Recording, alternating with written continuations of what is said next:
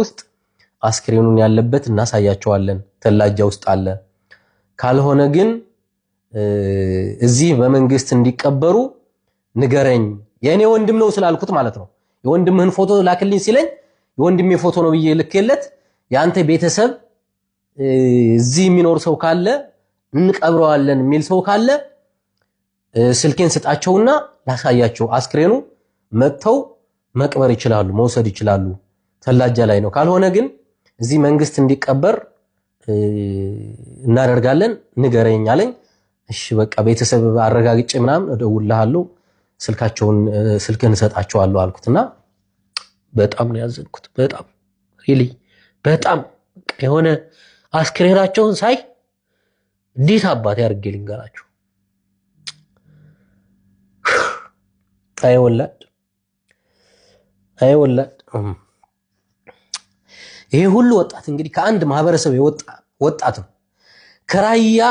ውስጥ የወጣ ወጣት ነው ከአንድ ቀዬ የወጣ ወጣት ነው ባለፈው ስንት መቶ ምናምን ሰው በአንድ ጀንበር አልቆ የራያ እናት እንባዋ ሳይደርቅ እንደዚህ የደም እንባ ያለቀሰች አሁን ደግሞ ይሄን ሁሉ ወጣት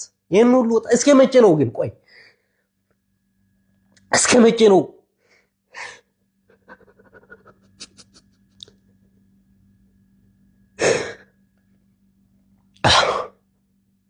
ወጣታችን አለቀ እግዚአብሔር ወጣቱ አለቀ ማርያም አስካስቡት ቢያንስ እኮ በዚህ ሁለት ወር ውስጥ እንኳን እኮ ስንት ወጣት ነው ያለቀው አስቡት እስኪ ባለፈው 181 ሰው አሁን ደግሞ 180 ምናምን ሰው በአንዲት ወር ውስጥ ሁሉ ህዝብ እኮ ከራያ ውስጥ እኮ ነው ይወጣ ያለው የሚገርማችሁ ይሄ ሁሉ ወጣት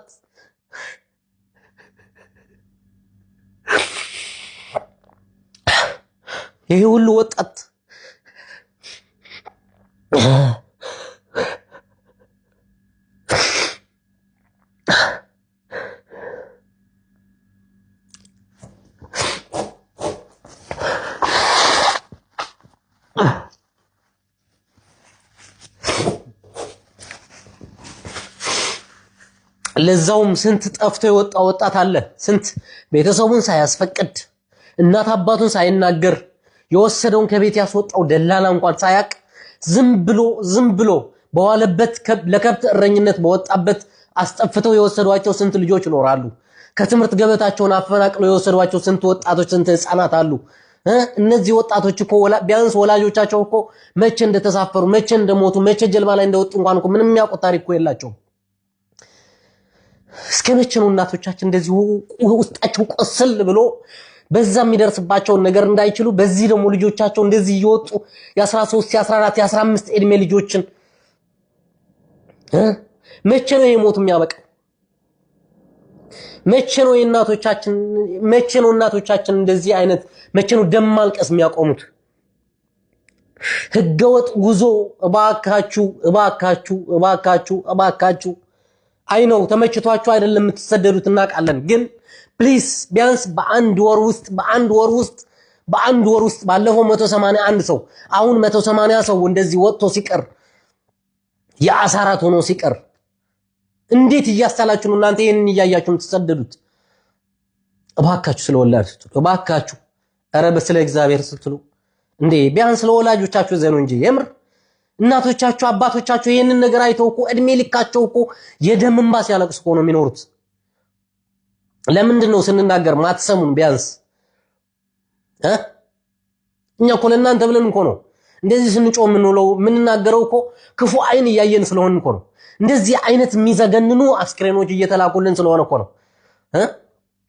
ሁሉም የሚላክልን ነገር ወደ ሚዲያ አናወጣውም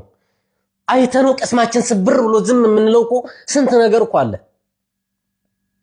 ኧረ ስለ እግዚአብሔር ኧረ እንዳው ስለ ወላድ ስትሉ ባካችሁ እስኪያስቡት 300 ምናምን ሰው ባለፈው 100 ምናምን ሰው አሁን ደግሞ 180 ሰው ባለፈው 181 አሁን 180 300 ምናምን 60 ምናምን ሰው በአንድ ወር ውስጥ ከራያ ማህበረሰብ ማለቅ ማለት ይሄን ሁሉ ወጣት እስኪያስቡት በሌላው በኩል ደግሞ ከሌላው የኢትዮጵያ ክፍል ደግሞ ልክ በዛው ልክ እየወጣ እንደዚህ ሲያልቅ በሳዑዲ ድንበር እንደቀጠል ይረግፋል በዚህ በባህር ላይ የአሳራት ሆኖ ይቀራል ምንድነው የምናደርገው? ኧረ እባካችሁ ስለወላድ ኧረ ስለ እግዚአብሔር ስለፈጠራችሁ